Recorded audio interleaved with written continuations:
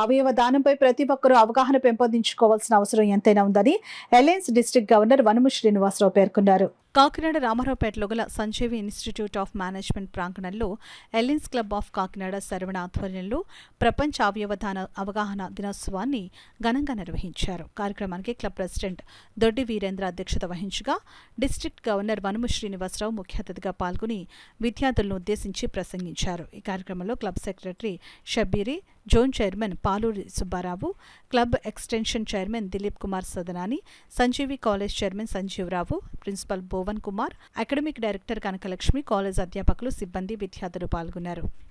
ప్రతి ఒక్కరు కూడా ఈ అవయవ దానంపై అవగాహన కల్పించుకోవడానికి ఈ అవగాహన కార్యక్రమాన్ని ఏర్పాటు జరిగింది. ఫస్ట్ ఆఫ్ ఆల్ అవయవ దానం అంటే ఏంటి?